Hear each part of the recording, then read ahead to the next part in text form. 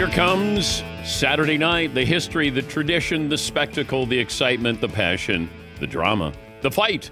It'll be Army-Notre Dame presented by Discover. He's Brady Quinn, Fox Sports college football analyst, big noon kickoff host. Also, a co-host, two pros and a cup of Joe, former Notre Dame quarterback. Big noon kickoff just outside the shoe. The undefeated Hoosiers against Ohio State pregame airs every Saturday at 10 a.m. Eastern on Fox. Before I get to the game, let me ask you about weather. You saw the weather last night. Wait, what are you saying? I need more energy from you for that read about my Fighting Irish playing in Yankee Stadium. Look, this is the 100-year anniversary of the first consensus national championship. The four horsemen there dating back to 1924. I need more energy from you this morning for this matchup. Damn. Yeah, but America's rooting for Army. Yeah, and I do every single day with the exception of that slotted amount of time, all right, where my Fighting Irish are playing Army. But every other moment of my life, I'm rooting for Army, Navy. The toughest one for me is picking between Army and Navy. But I've gotten to know Coach Monken a little bit better, so I side more with Army, even though my dad was a Marine. So okay, but you got the American flag behind you. You're a patriot, and you're rooting for Notre Dame. That's all it takes. It just takes an American flag. Yes, that's it. You must be a patriot. Okay, here comes the history, the tradition, the spectacle, the excitement, the passion, the drama, the fight. Army-Notre Dame. You good? Hey, that's the Dan Patrick I know. Okay, all right. That I grew up with all that excitement, man. I'm going to be watching Big Noon Kickoff, and I'm going to be texting you when I feel like you don't have that energy level. So just, you better, every day Super Bowl, Brady, you better bring it on Saturday. I try to, man. I try to. Okay. All right. Fair that's enough. all stuff's about, right? You got to bring the energy to people. Yes. Okay. Before I get to the games, playing in weather like the Browns and the Steelers did last night, you're an Ohio guy, but advantage, disadvantage, help me understand that from a quarterbacking perspective, playing in weather like that. It's always about your grip, everything that impacts your grip. So it could be weather, right? Or snow in this case, where there's a little bit of wetness, or really the cold. I mean, the biggest thing about it is when it's cold, you can't feel your extremities as well. All right. That's obvious. But where that impacts you the most is your grip on the football and how you feel the ball spinning off your fingertips. And then where that becomes even more impactful is when you have wind, which there was about, I think, 15 miles per hour up to maybe 20 with some gusts. Then you're not able to spin the ball as well. If you can't spin the ball as well, it's harder to cut through the wind, especially in that stadium there in Cleveland, where there tends to be a more significant wind through the, I think, east side of the end zone, if I remember correct. So that's where it comes into, where you're a little less accurate throwing the football if you're not spinning it quite as well because you can't grip it quite as well. So you see some guys wear a glove. I could never get comfortable wearing a glove. It felt like, as far as your release point, it changes a little bit because it's grippier. So you're going to be releasing it or holding onto the football a little more than you're used to. So unless you practice it and get comfortable with it, it's hard to put one on, then take it off and try to throw. It feels weird on your hand. I'll ask you the same question I asked Ross Tucker. I'll give you the first pick of any defensive player in the NFL. I mean, it's hard not to pick Myles Garrett. I think last night is an example of that. Although last year, I think TJ Watt had a pretty good argument to be made about winning Defensive Player of the Year. But Myles Garrett, to me, is the scariest human being in the NFL that is rushing off of the edge. And I think anyone who's met him in person or seen him, he's an absolute Adonis. So I would probably say right now, if you had to pick amongst all the defensive players, it probably was Aaron Donald. I'd now say right now it's Myles Garrett. But is Myles Garrett treated differently? Is he blocked differently than the other guys? Because it sounded like what he was saying is, hey, they game plan for me, but it doesn't matter. I'm still number one. I don't know if TJ Watt or Micah Parsons are treated with the same respect as Myles Garrett. I would say last night when you're watching it, you see TJ Watt treated with a very similar respect. I mean, there's clearly a directive out to say, hey, wherever he's at, make sure we've at least got two guys on him. We want to try to put four hands on him at all times. So I felt like last night was an example of TJ Watt getting some of that Myles Garrett treatment. But there's some truth to that. I mean, there's more teams. I think there's some teams who look at those matchups up front and they might feel okay about who that tackle is having to win that one-on-one battle. I mean, look, when we had Joe Thomas, we always felt comfortable with whoever was going up against Joe because he was that good of a player. So we could kind of focus on some of the other mismatches we had up front.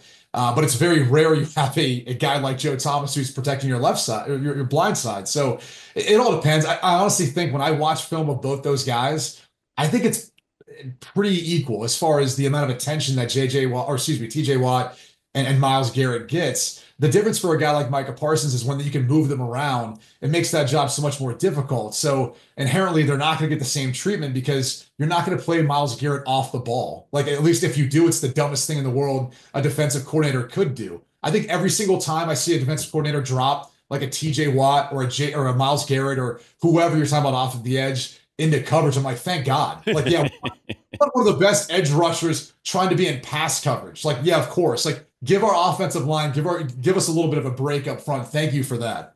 Help me understand this time of the year where you have quarterbacks who are flipping.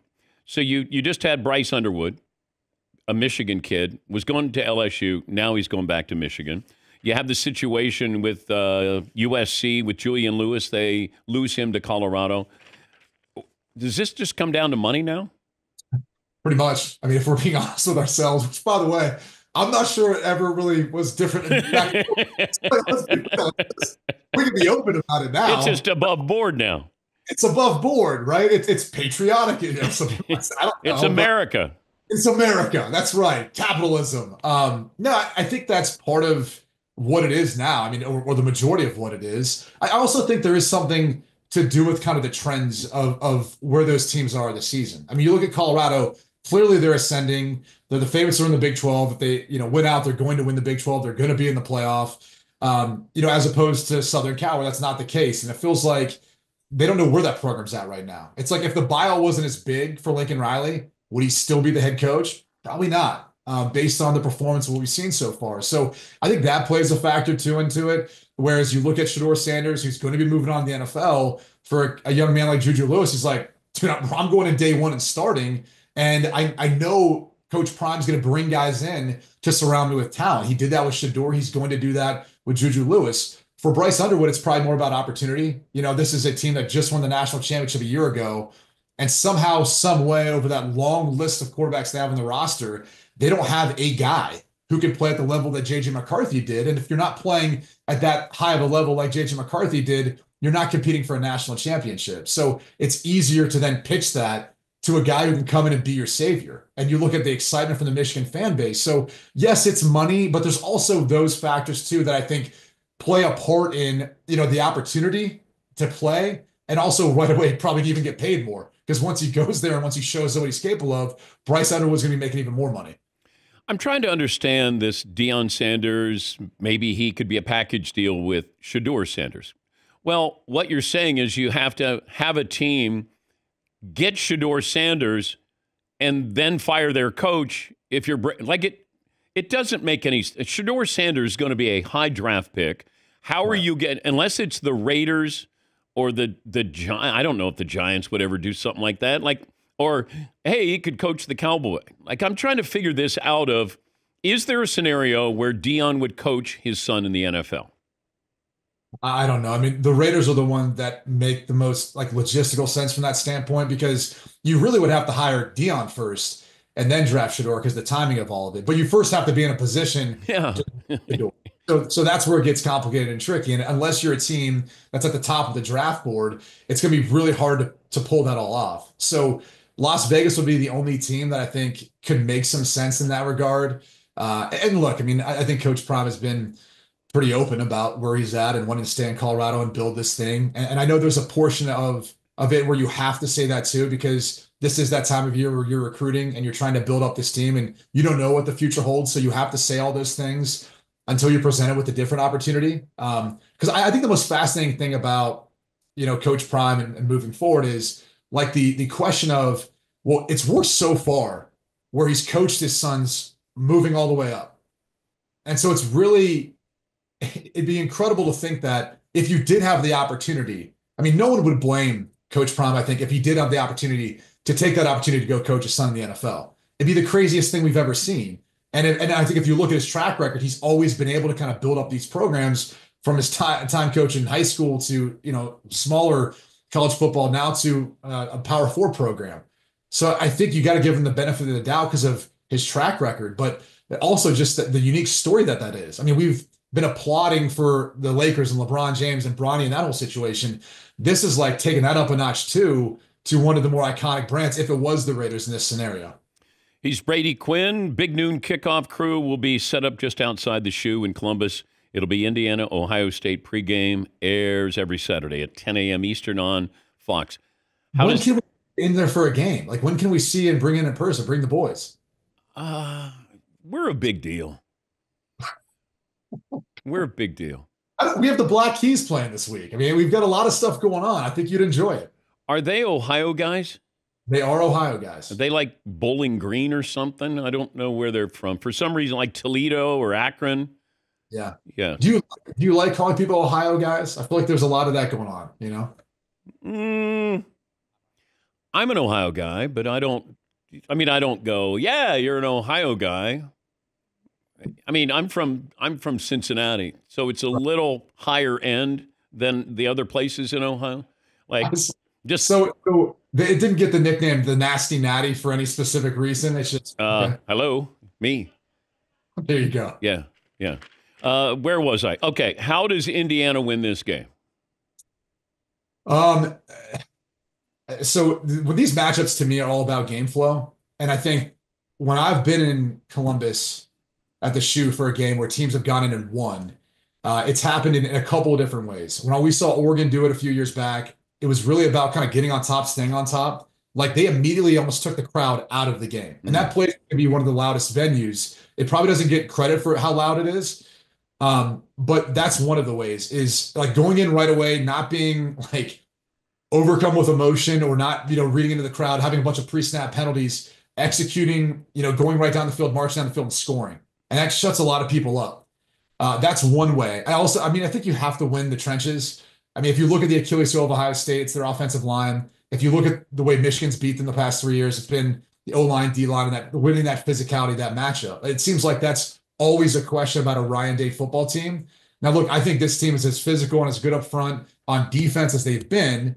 Now, offense, they've had a bunch of different injuries. And you've got Carson Hinsman going back to center, and Sarah Veld going to left guard, and Donovan Jackson left guard going to left tackle. So there's a lot of musical chairs there. But if they control both offense, defensive line, I think their skilled position players are good enough to be able to make enough big plays and run the football well enough to keep this thing tight. And so if they keep the crowd out of it, control the line of scrimmage, and then just make enough plays during that fourth quarter, I think that's how they win. I don't see a scenario where Indiana blows out Ohio State. I see it more where Ohio State could blow out Indiana. But I do see a scenario where it's a tight game down the end, and Curtis Rourke makes enough little back shoulder fades passes, they can make something happen there to get the win. Indiana 10-point underdog, Army 14-point underdog. More likely to pull off the win, Army-Notre Dame neutral field or Indiana at Ohio State? Oh, Indiana. There's no shot for Army. I'm sorry. Notre Dame's got one of the best defenses in the country. There's a skill mismatch, a significant one at best. And I also think, people always talk about like Indiana's lack of strength of schedule. Look at Army's. And you can maybe make that case too about Notre Dame's this year with the way it's turned out.